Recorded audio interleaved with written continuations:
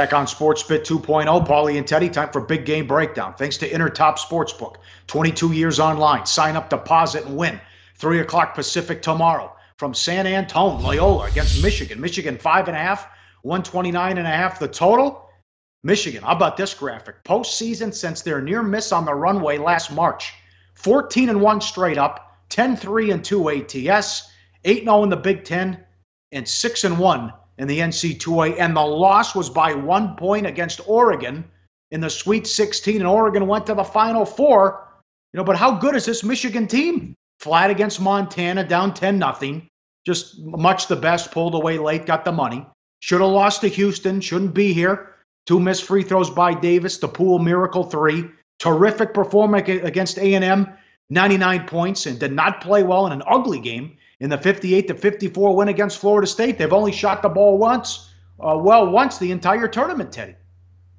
Sure, and the fact that they've only shot the ball well once in the entire tournament, I think bodes well for their chances moving forward. Get that graphic up there one more time. Look at these freaking numbers. Dude, we talk about Bayline as being bet on all the way. If this graphic doesn't prove it, again, the only loss coming by 1 point against the Ducks, Sweet 16. That being said, Loyola's no joke, man. We've been telling you since the start of the tournament that Loyola plays great fundamental basketball. Here in the tournament, all 5 starters averaging in double digits. All 4 tournament wins for Loyola. They've had a different leading scorer. Some of that we have to take with a grain of salt because they, in every one of those matchups, they were going against young teams that they could exploit. Look at the numbers right here, the graphic. The starters of Loyola's 4 opponents, 3 senior starters, 10 underclassmen.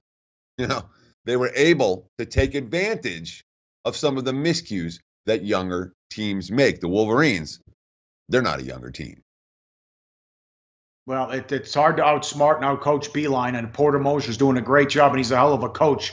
And they also get extra prep time with a week off as well. And the key with Loyola, one thing we like, the different star every single game so far in the 4 wins. They get good shots near the basket, 2-point shot attempts, 58% in the tournament. That's great. But Michigan is number 4 in the country in defense. They don't give up good shots near the basket. 2-point shot attempts, only 42% allowed during the season. That doesn't bode well for Loyola. And also, I don't think those halftime adjustments will be there. That was the case against in the Nevada game and the Kansas State game when they came out on fire shooting the ball in the second half and were getting to the basket.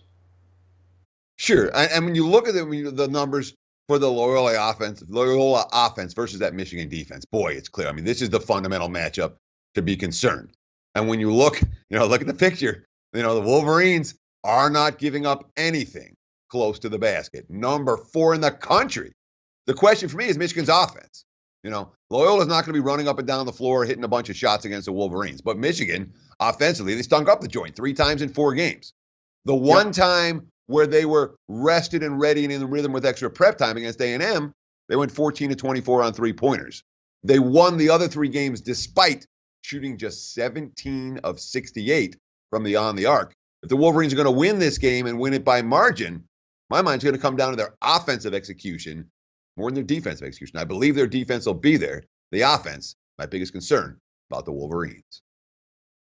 I love the Loyola offense, the pump fake, the shot fake, Custer, Ingram, Richardson, the big guy down low. And you wonder, though, Teddy, if the moment will be too big.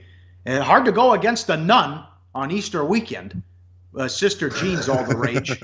But maybe the moment's too big. And also, are you concerned about the shooting background here as they're playing in these big stadiums? Very much so. Again, when you talk about teams that have been in these big games, you look at all that Michigan tournament experience, Big Ten tournaments, they've been under the spotlight as a group and individually. For Loyola, Sister Jean has been a very effective, what do we call her? I'm not going to call her a mascot. A very effective spokesman for the team because she's taken all the pressure off the kids. All the pressure has been off the kids. Now the spotlight shines on the kids, too, when they go to the Final Four. And you talk about the Alamo Dome. Let's make it real plain and simple. This is not a friendly venue for shooters. It hasn't been, not likely to be. So if anyone starts finding a touch from 3-point range, something to pay attention to when it comes to in-game wagering. Like the show? Help us keep the lights on. Please make sure to comment, share, and subscribe to all the Sportsbook Review videos. Thanks so much. Best of luck. Enjoy the game.